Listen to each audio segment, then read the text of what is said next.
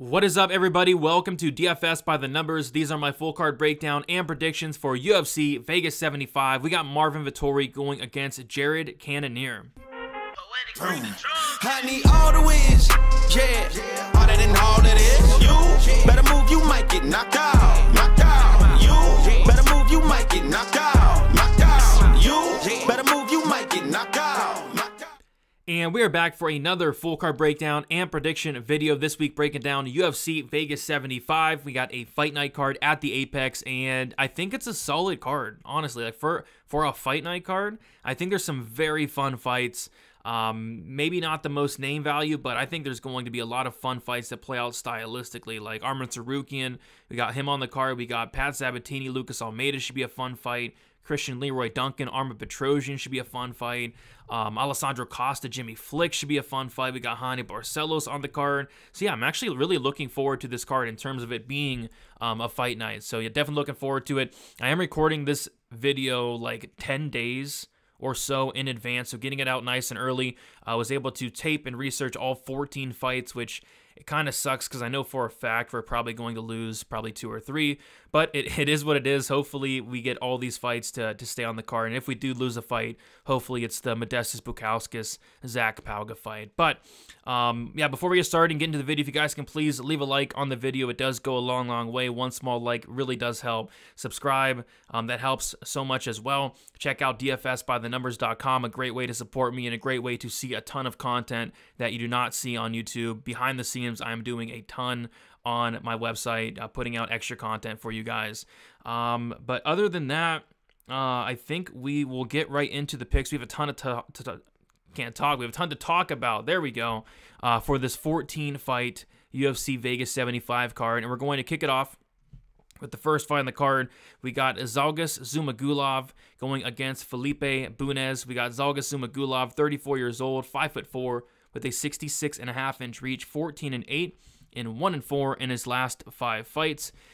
We have Felipe Bunes, who is 33 years old, 5'7", with a 71-inch reach, 13-6, and he is 3-2 in his last 5 fights. So we're going to take a look at the odds here, and we have odds for 13 out of the 14 fights, which is nice. But in terms of this fight, we have Zhalgas Zhumagulov, who is the favorite, and he opened up minus 220, currently minus 170, and Felipe Bunes, he opened up plus 185, he's currently plus 145. So I went and taped Bunes, and I was decently impressed with him, I'd say. He's a guy that trains at the Pitbull Brothers gym, and I believe he trains at Fight Ready as well.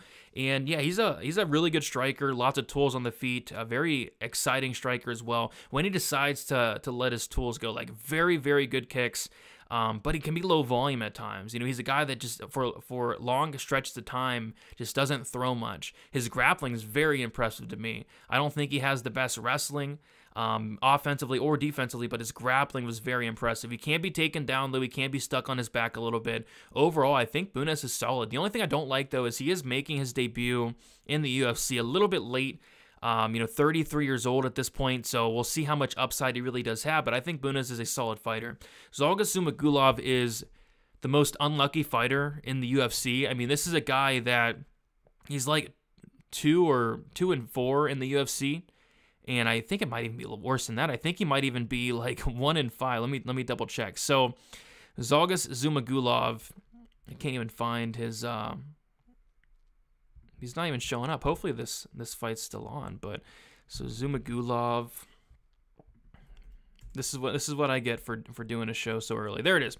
All right, there it is. So Zhalgas Zhumagulov, yeah, 1-5 in his last 6 fights in the UFC. So he made his debut against Ronnie and Paiva.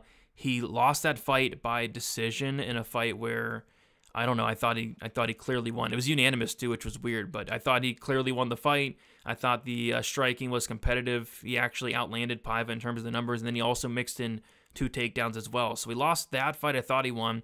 He lost the Albazi fight, which was a competitive fight, but I thought he lost that fight. He gets knocked out by Cobb.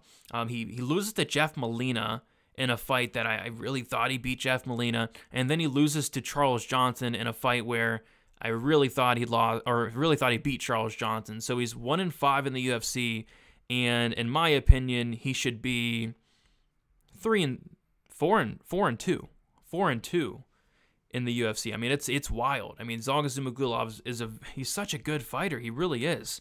He's a very good striker, solid volume, tons of power, puts everything to his shots. He can wrestle offensively. He can wrestle defensively. Great takedown defense. Zhalgas Zhumagulov has fought really good competition, not only inside the UFC, but outside the UFC. It's just the judges hate him a lot. And this fight's probably going to decision, which scares me. But I will pick Zhalgas here. I'm curious to see, by the way, if he comes in there with that Paddy Pimblett haircut that he showed off in his last fight when he was supposed to fight a couple weeks ago. Curious to see if he still shows up with that.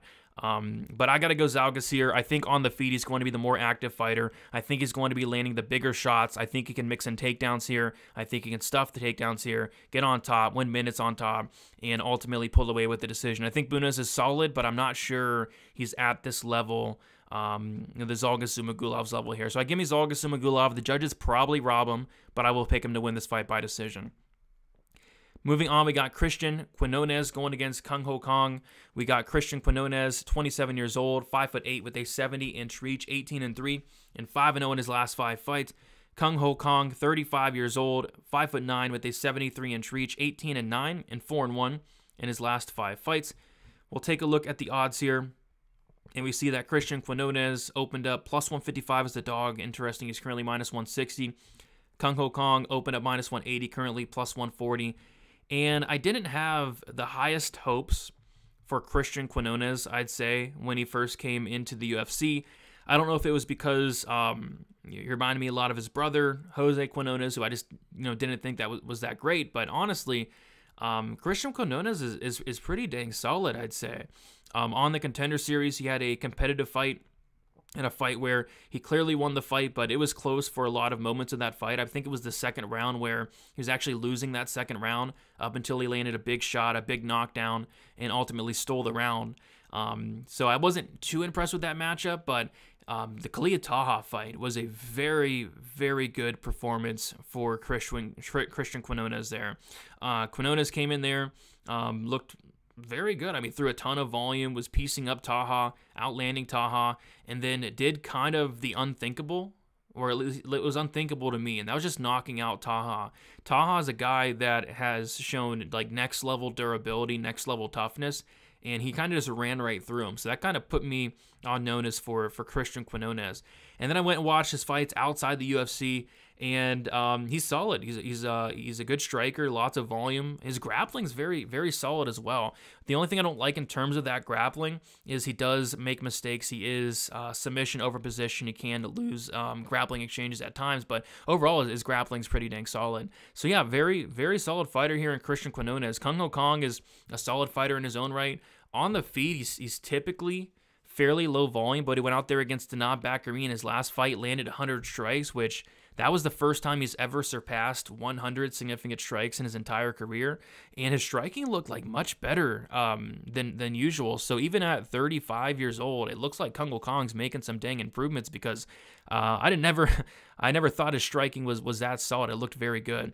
That Danab Bakary fight was pretty close, was really competitive, but was able to get the nod there and a good win.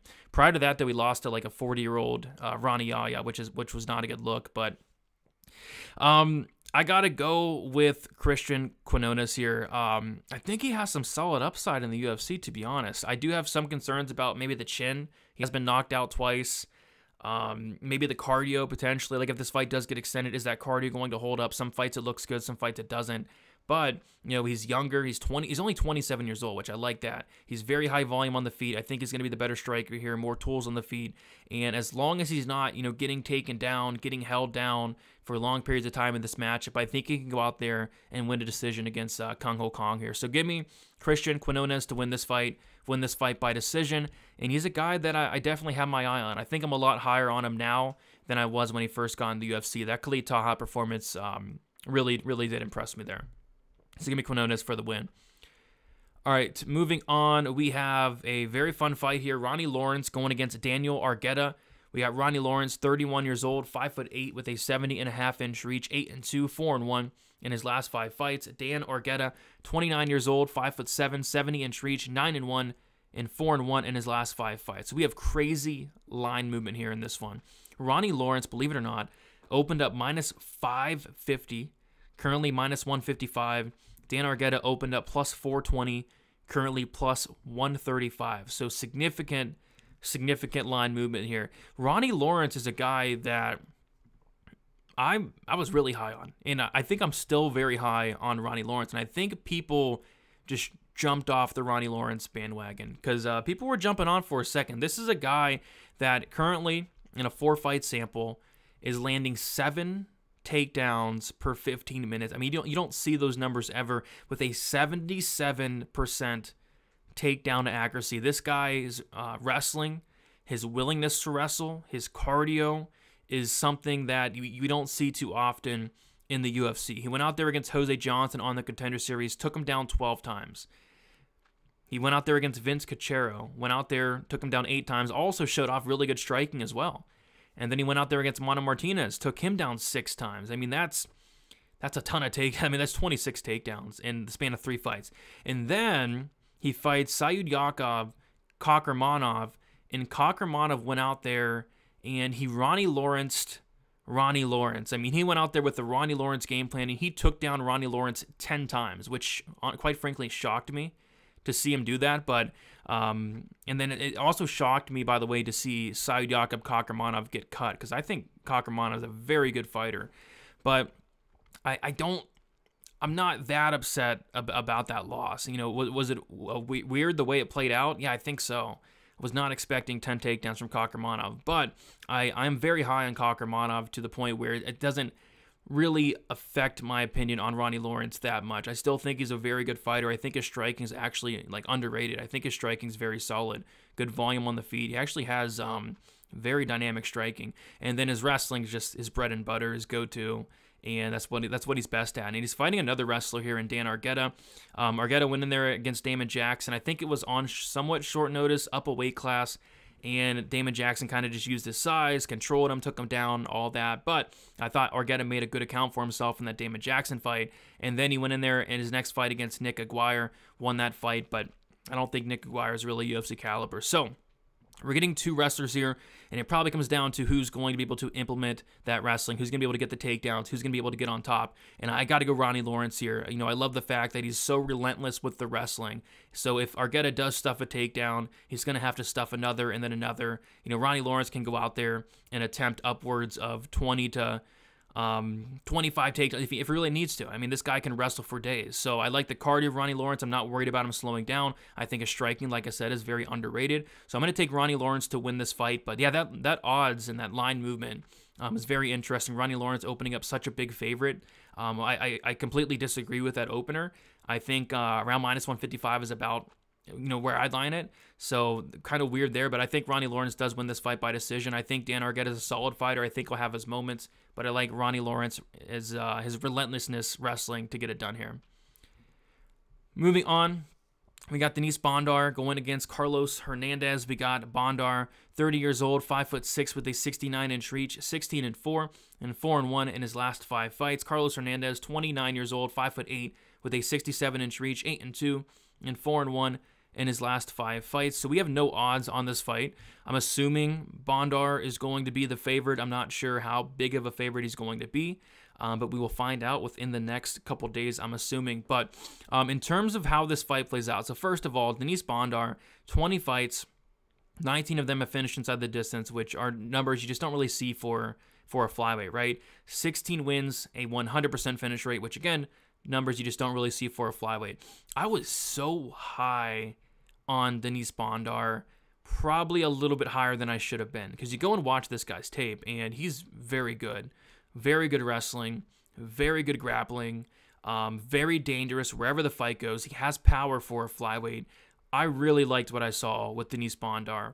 But now I think I gotta take it back a step, take it back a notch in terms of how high I really am on Bondar, because he went out there against Malcolm Gordon, and he did lose that fight, with an injury.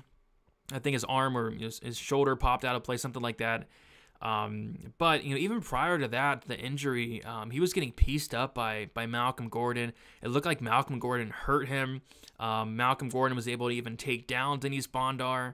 And I think, it just wasn't a great look, because a lot of people, including me, everybody, thought that Denise Bondar is going to go out there and finish Malcolm Gordon because Malcolm Gordon gets finished by everybody, but that wasn't the case. So Denise Bondar, when he fought Malcolm Gordon, like Malcolm Gordon's like, in my opinion, like one of the lowest level competitors in the UFC in the flyweight division, right? That was one of Bondar's toughest tests in his entire career. Like Bondar has not fought the best competition in the world. So now he's going against Carlos Hernandez, and when I look at this fight stylistically, I mean, it's a phenomenal match for Denise Bondar. I think Carlos Hernandez has very, very bad takedown defense. His grappling's solid. His grappling defense is solid outside of the Nascimento fight, which we can't. It's not that big of a deal. Nascimento's a very good grappler, but Nascimento was able to take him down twice, take us back, and submit him shortly after. But I typically do think his submission defense is solid. It held up on the Contender Series against that high-level black belt.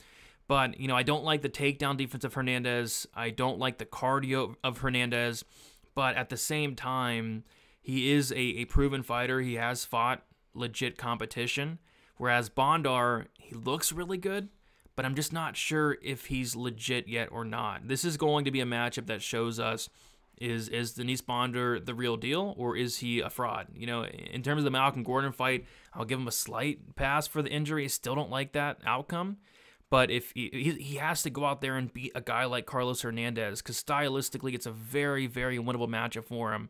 So give me Denise Bondar to win this fight. I'm going to take him to win this fight by submission. I think the takedown should come with ease here. I think he's very dangerous when that fight does hit the mat, and I think at some point he is going to go out there, get the finish, and get Carlos Hernandez out of there. But I'm really curious to see Denise Bondar, really curious to see where they line this fight, because Bondar was a huge favorite, in his debut against Malcolm Gordon. So really, really interested in this fight. I think it's a good one. Moving on, we have another really good fight here. We got Raoni Barcelos going against Miles Johns. We got Barcelos, 36 years old, 5'7", with a 67-inch reach, 17-4, and 2-3 in his last 5 fights. Miles Johns, 29 years old, 5'7", with a 66-inch reach, 13-2, and 3-2 in his last 5 fights. Raoni Barcelos is the favorite.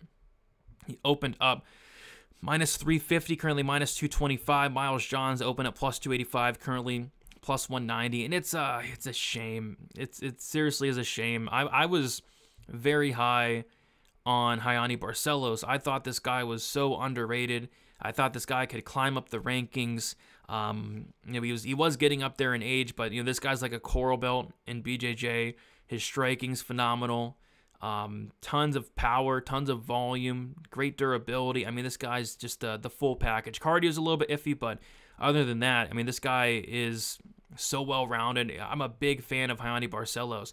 And then he was looking good in the UFC. He was on a 5-fight winning streak. And then he goes out there, and in my opinion, that Tamir Valia fight should have probably been a draw. Like, I think that second round was a 10-8 for Raoni Barcelos. So I think that Valia fight should not be a loss. But he did lose the first round. He did lose the third round. But the second round, he hurt Valia twice, dropped him twice, was very close to finishing him. So I thought that should have been a draw, but it was a loss. So that was a huge step back in terms of the career of Raoni Barcelos. And then this is kind of the nail in the coffin in terms of, you know, all the upside for this guy in the division, and that's losing to Victor Henry. Henry went out there as a massive dog. Barcelos is like minus 500, minus 600. He was in everybody's parlays, and Victor Henry went out there and landed like 181 strikes against him across 3 rounds. So now everybody's like, man, Barcelos is done. You know, he's done. He doesn't look great. You know, he's not the same Barcelos. You know, he's getting old. And then he goes out there and sparks Trevin Jones, just dominates him across 3 rounds. So he took that step down, beats Trevin Jones, good win. And then he goes out there against Umar Nurmagomedov, big dog, and he gets just knocked out, like brutal knockout. So now at this point, Barcelos is 36 years old, coming off of a brutal knockout, 1-3 in his last 4 fights. I'm not as high on Barcelos as I once was, say, 2-3 years ago. With that said, though, I think he has all the tools here to not only beat Miles Johns, but make this look fairly easy.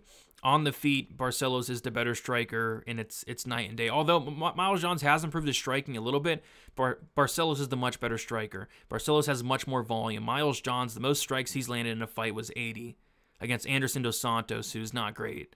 So on the feet, it's Barcelos all day. Miles Johns, primarily a wrestler that doesn't really wrestle. It's weird. Like, outside the UFC, all he does is wrestle. He wrestled on the Contender Series, but now he's not wrestling at all. Since getting into the UFC, he has 2 takedowns in 5 fights, which is weird. So we don't have to worry about him taking down Barcelos because, for one, Johns doesn't wrestle in the first place, and then for 2, Barcelos has some of the best takedown defense in the entire division, 93%. So I expect this fight to stay standing, and if anything, Barcelos probably goes out there and potentially gets takedowns. Barcelos is a high-level coral belt in BJJ. This guy is insane on the mat. So I just feel like there's multiple paths to victory here for Barcelos. I don't think Johns is going to even try to take him down. I think this fight's primarily going to play out on the feet. Barcelos should be the better striker. I love the volume. I love the power. I think he can knock out Miles Johns here, and I think he also could take him down and submit him as well. I don't like the cardio of either guy, but especially on the Miles Johns side, we saw him slow down very bad in that John Castaneda fight. So yeah, I like Barcelos to go out there, get a finish at some point in this fight. I'll say second round knockout for Raoni Barcelos in this one. All right, moving on to my least favorite fight of the card. Modestas Bukauskas going against Zach Pauga. We got Bukauskas, 29 years old, 6'3" with a 78-inch reach, 14-5, 3-2 in his last 5 fights. Zach Pauga, 35 years old, 6'2" with a 76-inch reach, 6-1 and 4-1 in his last 5 fights. We'll take a look at the odds here. Bukauskas opened up a pick'em, currently minus 175. Pauga opened up a pick'em, currently plus 150. I'm very low on both these guys. Very, very, very, very low on both these guys. Modestas Bukauskas is a guy that I always look to fade in his first stint in the UFC. And then he gets the call back against Tyson Pedro and went out there and won that fight. I don't know if it was because Bukauskas looked amazing, nothing like that. I think it was just because Pedro looked atrocious in that fight. He gassed out in like 2 minutes. So, you know, that win, it is what it is. Zach Pauga went out there and set a record, I'd say. And the record is the first person to take Jordan Wright to a decision, which is also, you know, that's not a good, I mean, that's a horrible, I mean, that's a terrible, terrible look, taking Jordan Wright to decision. And Zach Pauga should be ashamed of himself for that.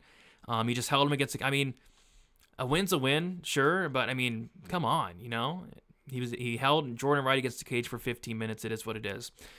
In terms of the striking, Bukauskas is a very good striker, to be honest. It's just he's so low volume. Like, he doesn't throw a ton. He doesn't throw, you know, with a lot of power. Zach Pauga on the feet, I don't think he's the best striker in the world, but he does throw a lot more volume than Modestas Bukauskas.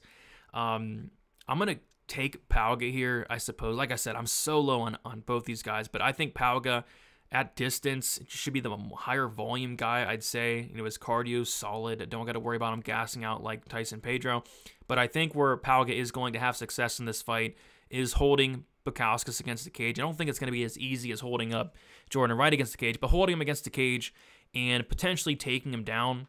You know, Bukauskas has struggled with getting taken down in the past. So I just think Pauga can implement that game plan, you know, cage pushing, making this a boring, this can be a boring fight regardless, but making this a boring fight and ultimately winning a very close decision, I'd say. So give me Zach Pauga. Give me Zach Pauga to win this fight by decision. Not looking forward to this one.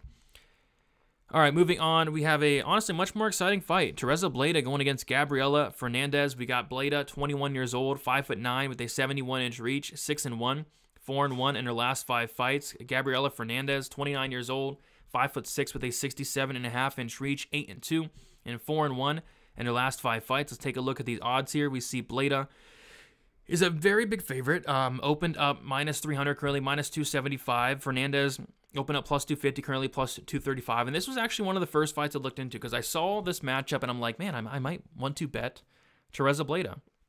And then you tape and I'm like, yeah. And then you see the line, you're like, what's going on? And minus 275 is wild for Tereza Bleda. I mean, she has a clear path to victory here. Gabriella Fernandes on the feet is honestly good. Like, she's good on the feet. Her kicks are so fast, so powerful, and she has like dynamite in her hands. Like, she hits hard. She was hitting Jasmine Jazz the Vicious with some serious hard shots, and Jasmine ate them first, and then she ate like a flush head kick as well, Jasmine did. And I think that was more so of Jasmine being so tough. Like, if she went, like, flush head kick Bleda, I'm not sure she's going to eat it like a Jasmine Jazz the Vicious did. So, yeah, on the feet, I was actually really impressed with Gabriella Fernandes. It's just, she has a huge gaping hole in her game, and that gaping hole is the takedown defense and ground game. Terrible. It's awful. Once she gets taken down, she has no ability to get up. She doesn't know what to do on the mat. And that's going to be a problem in the UFC in general, but it's going to be a problem in this matchup against Tereza Bleda, who, she can wrestle, she can grapple, she can ground and pound. I think her wrestling is probably not as good as Jasmine Jazz the Vicious is, but I think her ground game, her grappling, the ground and pound, she's more dangerous than Jasmine Jazz the Vicious. And we saw Jasmine almost get Gabriella Fernandes out of there. She got in the crucifix position, she was pounding away. And luckily for Gabriella Fernandes, Jasmine's not dangerous at all, but if Bleda gets you in those same positions, you're going to get finished.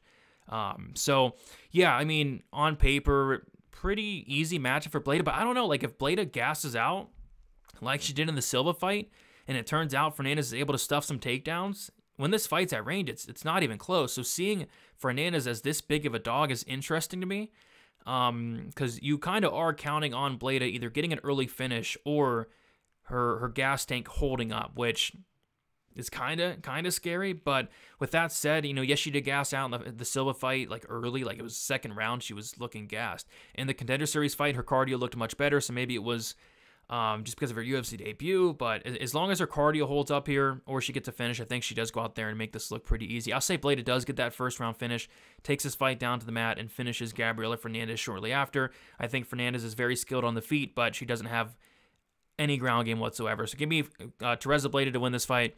I'll say she wins at first round TKO. Moving on, we got a very exciting fight here. Alessandro Costa going against Jimmy Flick. We got Costa, 27 years old, 5'4", with a 67-inch reach, 12-3, 4-1 in his last 5 fights. Jimmy Flick, 32 years old, 5'7", with a 70.5-inch reach, 16-6, and 4-1 in his last 5 fights. We'll take a look at the odds here. Alessandro Costa opened up -165, currently -235. Jimmy Flick opened up +145, currently +200. I love this fight. Like, I am really looking forward to this fight. So, I remember taping Alessandro Costa for the Contender Series, and I was really high on Costa. So, this guy is a black belt in BJJ. His grappling is incredible. His grappling is absolutely incredible, but what I like a lot about Costa is his power, his striking. His striking's solid. So he is low volume, but when he lands, like, this guy hits like a truck for the flyweight division. He is putting guys out cold. He's hurting guys. He's getting them out of there. So not only does he have that BJJ black belt, not only is he honestly an incredible grappler, but he hits like a truck. And that's kind of a recipe for disaster for Jimmy Flick. Like, I think this is a terrible matchup for one Jimmy Flick. Jimmy Flick, solid wrestler, really good grappler. Like, his grappling's next level, but is he going to go out there and submit Costa in the first round? I mean, that's his path, submitting Costa in the first round, and it just seems like a tough ask. For one, Costa is going to dictate where this fight takes place. If Costa wants to keep it on the feet, he's keeping it on the feet. If Costa wants to take down Jimmy Flick, he's taking down Jimmy Flick. Alessandro Costa's takedown defense is very good. He's very physically strong for the division. I doubt Jimmy Flick's going to have a ton of success taking him down. Maybe he does, but I doubt Jimmy Flick's going to sub him here. And as this fight goes on, and I'm not talking third round, second round, I'm talking late first round, Jimmy Flick slows down bad. I really question the cardio, the toughness, the heart of Jimmy Flick, and that is not the chin of Jimmy Flick. That is not something you want to be questioning against a guy like Alessandro Costa. I think Costa has huge upside in the UFC. I really do. Only 27 years old, made his debut. I think it was on short notice against Amir Albazi. No shame in that loss whatsoever. Alessandro Costa is so well-rounded, so physically strong, so powerful. I think it's an easy matchup for him, quite frankly. But Jimmy Flick is dangerous. He's dangerous early with those submissions. But I don't know. I just think it's a very, very limited path to victory here for Flick, because he has a couple minutes span to do anything here. I mean, his cardio is not great. We saw in the Charles Johnson fight. He was not able to take down Charles Johnson. Johnson got on top, and that was that. On the feet, it's not even close. Even though Costa, like I said, I don't think his volume's amazing. if Costa could up that volume, I think this guy could be a serious problem. But when he does throw and when he does land, he lands very hard, and Jimmy Flick's just been knocked out so many times. I think 5 knockout losses for Jimmy Flick. I think he gets knocked out here. Late first round knockout for me for Alessandro Costa. I think he finishes Jimmy Flick after he weathers a little bit of a storm here. Good fight there. And then another good fight here. Pat Sabatini going against Lucas Almeida. We got Pat Sabatini, 32 years old, 5'8", with a 70-inch reach, 17-4, 4-1 in his last 5 fights. Lucas Almeida, 32 years old, 5'11", with a 71-inch reach, 14-1 and 4-1 in his last 5 fights. So Pat Sabatini is the favorite, opening up -325, currently -200. Lucas Almeida opened up +275, currently +170 here. I like both guys quite a bit. Pat Sabatini is somebody that's always been on my radar. He's fought good competition in and outside the UFC. His grappling's just next level. His wrestling's next level. His relentlessness to wrestle is very impressive. His cardio's solid as well. The one thing about Pat Sabatini that is kind of questionable to me is the durability. Is the striking. I think his striking is improved, but I still think there's a long way to go for Pat Sabatini in that striking. His wrestling's top-notch, so high level, grappling high level, but it's the striking that I think needs to catch up a little bit. You know, we saw in the Jamal Emmers fight, Emmers was having so much success on the feet, it wasn't even close, it wasn't even competitive, and then Emmers actually hurts Pat Sabatini, drops him, gets on top, which is a mistake against Pat Sabatini, and Sabatini submits him. And then we saw in the Damon Jackson fight where Damon Jackson hurts Sabatini bad on the feet, gets on top, and finishes him. So I kind of question the durability of Pat Sabatini at this point. And, questioning your durability against Lucas Almeida is not something you really want to do. Lucas Almeida is a BJJ black belt, but he prefers to strike, and he's a very good striker. Some of the shots that Lucas Almeida was hitting Daniel Zellhuber with would put out most of the guys in the division. He was hitting Zellhuber with so many hard shots. Luckily for Zellhuber, he's tough as nails, able to eat those shots in that first round. But if he's landing those same big shots on Pat Sabatini, I don't see him taking those shots. Lucas Almeida, very high volume on the feet, tons of power, good cardio. For the way this guy fights, he has good cardio, which was something I was kind of worried about because this guy goes all out and he's putting everything to his shots. But we saw in the Mike Trizano fight, in a fight where he battled adversity, he got dropped. He was able to knock out Mike Trizano in the 3rd round, which was his second knockdown of the fight. Lucas Almeida hits very hard, 100% finish rate and 14 wins. Like I said, he has that BJJ black belt in his back pocket. I think we have a very live dog on our hands here. For Pat Sabatini to win this fight, he's going to have to wrestle early and often. I'm talking very early. I'm talking, you don't want to strike with Lucas Almeida at all. If it turns out Almeida's able to A, stuff the takedowns, or B, get back up, Pat Sabatini's in a whole world of trouble. I think Pat Sabatini, to win this fight, needs to stick to Lucas Almeida like glue for 15 minutes. And I just think it's going to be easier said than done. Lucas Almeida, from what I've seen, his takedown defense looks solid. Looks very physically strong. He has solid grappling. And if it turns out he's able to stuff a lot of these takedowns and able to keep this at range for even a couple minutes, I think that's probably enough here. So although I'm a huge fan of Pat Sabatini, I think he's so talented. I also think the same exact thing about Lucas Almeida. I think this guy's super talented, super dangerous. I'm going to say Lucas Almeida goes out there and gets a first-round knockout in this fight. All right, moving on, we got Cristian Leroy Duncan going against Armen Petrosyan. We got Cristian Leroy Duncan, 27 years old, 6'2" with a 79-inch reach, 8-0, 5-0 in his last 5 fights. Armen Petrosyan, 32 years old, 6'3" with a 71-inch reach, 7-2, and 3-2 in his last 5 fights. We have a striker's delight here. Cristian Leroy Duncan opened up +145, currently -150. Armen Petrosyan opened up -165, currently +130. I think the hype's driving the line there. I mean, I think these guys are pretty well matched here. In terms of making a pick, so I think Armen Petrosyan's going to be the minute winner on the feet here. His striking's very good. You take a look at pretty much every single Armen Petrosyan fight, guys are looking to take him down. And his takedown defense is horrible. Like, his takedown defense is some of the worst takedown defense you'll ever see. His ground game's not that great as well, but at least he has a solid get-up game for the most part. Kyle Bahia was able to go out there, take him down, and control him, but typically he is getting taken down and getting back up. But his takedown defense needs serious work, and I'm not sure he's going to be able to improve that. Luckily for him, though, he's going against Cristian Leroy Duncan, who doesn't wrestle a ton. And it's kind of the same thing for Christian Leroy Duncan. Guys are trying to take him down. Guys don't want to strike with him. So it's an interesting matchup where we're going to get two guys that want to strike and two guys that are probably going to strike, and we're going to see who the better striker is.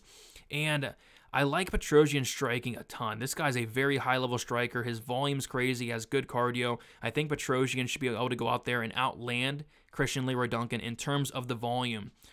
But Christian Leroy Duncan hits very hard. Armen Petrosyan, I don't think he has the best power, Petrosyan, whereas Christian Leroy Duncan, he's putting guys out, and he's putting guys out cold.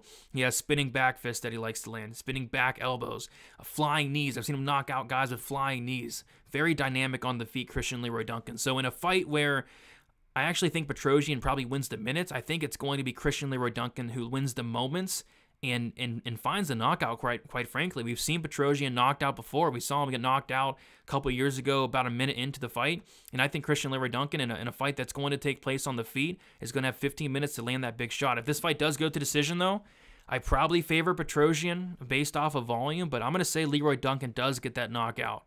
I think this line's probably potentially a little bit wide, but I do like the power of Christian Leroy Duncan. And another thing, though, what I was looking for and what I'll look for in any Armen Petrosyan fight is somebody that can wrestle this guy. And I did see Christian Leroy Duncan get a takedown or two, which is nice to see. So maybe he can go out there and mix in takedowns. If he wants them, he's getting them.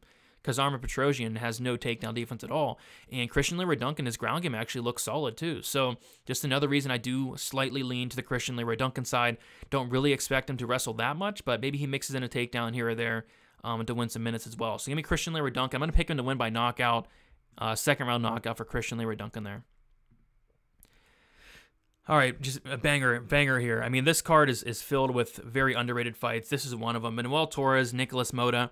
We got Torres, 28 years old, 5'10", with a 73-inch reach, 13-2, 4-1 in his last 5 fights. Nicolas Mota, 30 years old, 5'9", with a 70.5-inch reach, 13-4, 4-1 in his last 5 fights. Closely lined fight here. Torres opened up the dog, plus 135, currently minus 155. Mota opened up minus 155, currently plus 135. I'm very excited for this fight. I'm very excited for Manuel Torres. Manuel Torres fights like he is on crack. I mean, this guy is just unbelievable. He's like a wilder version of Terrence McKinney, which is crazy to say because Terrence McKinney is about as wild as it gets. This guy, Manuel Torres, is wild in there. He's relentless. He's reckless in there. He's going to go in there. He's going to fight for your money. He's going to go in there. He's going to try to look for that finish. He leaves a ton of openings, but he relies on his chin, and he hits very, very hard, and he throws a ton of volume. I mean, the volume Torres throws is something you can't sustain across 15 minutes, hence why he has 15 fights, 14 of them finish, I believe, under 1.5 rounds. So this guy is a finisher, and he's been finished in both of his losses. Nicolas Mota, finisher in his own right, tons of power.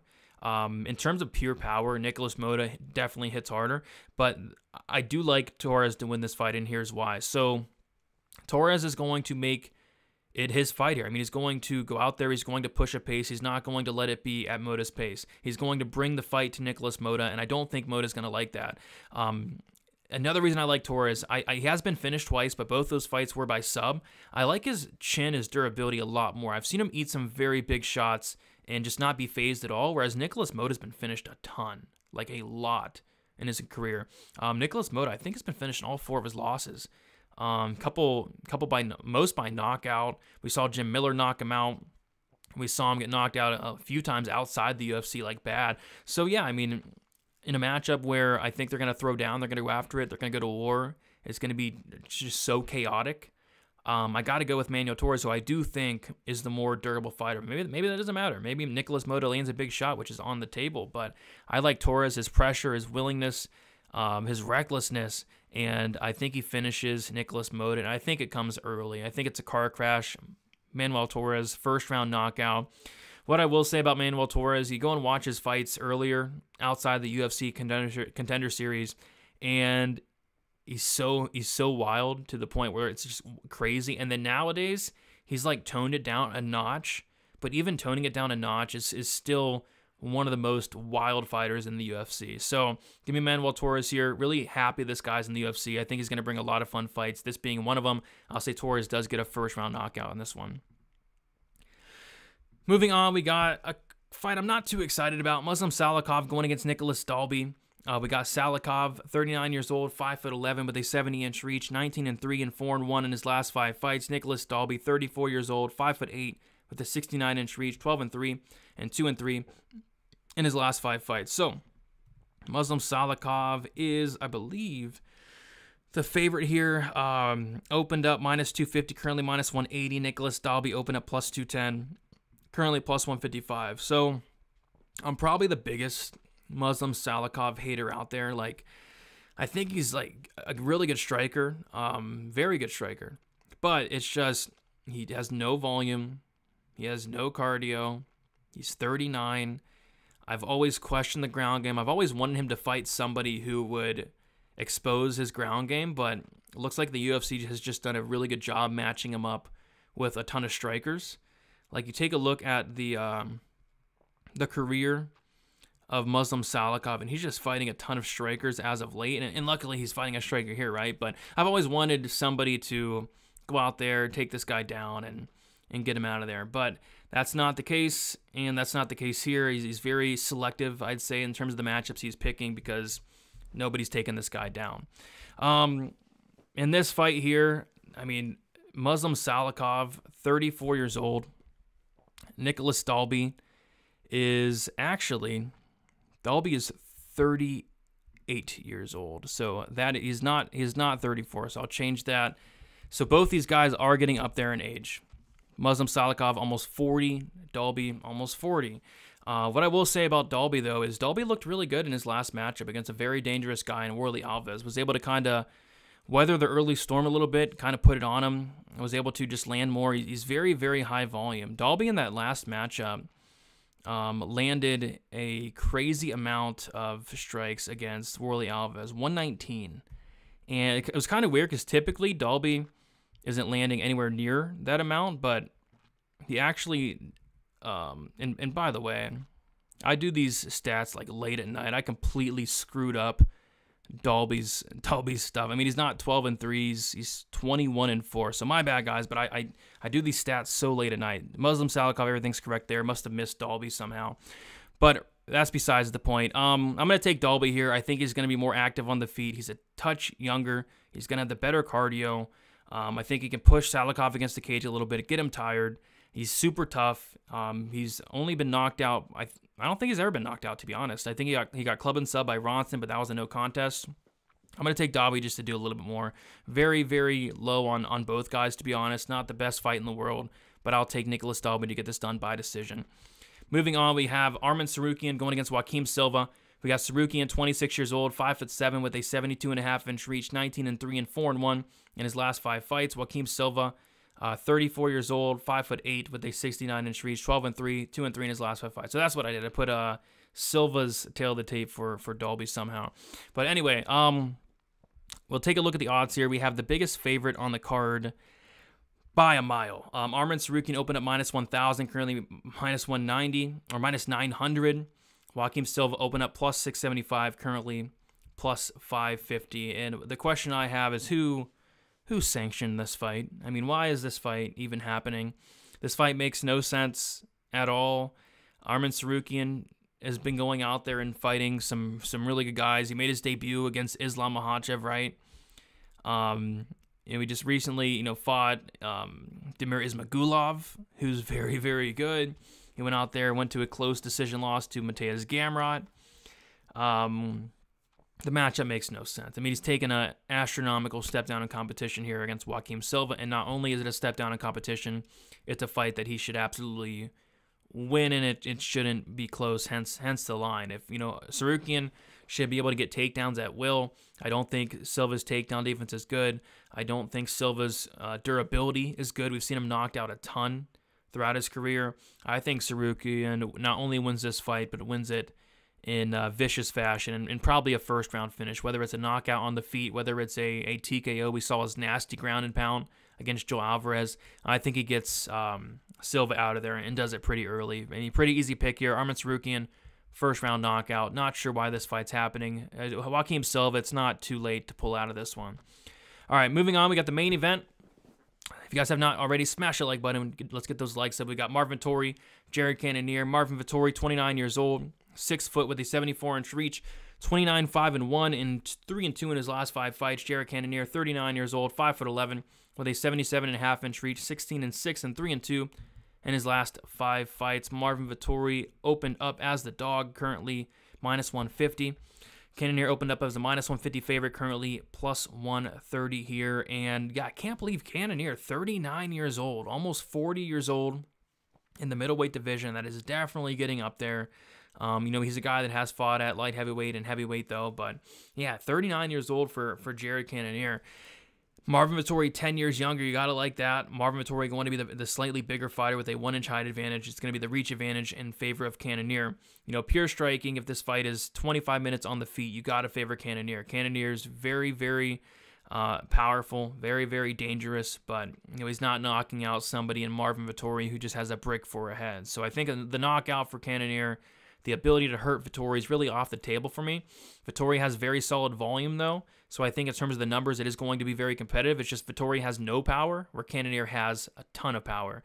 But I don't expect this fight to take place on the feet for 25 minutes. If it was, I would probably pick Cannonier here. But I think Marvin Vettori is going to go out there with that Israel Adesanya game plan. And although he didn't have success with that Israel Adesanya game plan, I'm talking about the second fight, I think he's going to implement that game plan here, and I think he will have success with that game plan. And that game plan is going to be pushing Cannonier against the cage, taking down Cannonier, getting on top. Like Marvin Vettori, he has good wrestling, very good grappling. But what I like about Vettori the most is his cardio and his toughness, his durability. The guy is tough to put away, nearly impossible to put away. So yeah, I expect Vettori to go out there, strike with Cannonier a bit, take him down, push him against the cage, get on top, win minutes on top. You know, you take a look at Jared Cannonier in this recent run, which is a very good run he's been on. He's not fighting a lot of guys that are trying to take him down, Cannonier. So Sean Strickland, you know, not trying to take anybody down. Obviously, Adesanya is not taking you down. Calvin Gastelum's not taking you down. Robert Whittaker's not taking you down. Hermanson should be taking you down, but he didn't. Anderson Silva's not taking you down.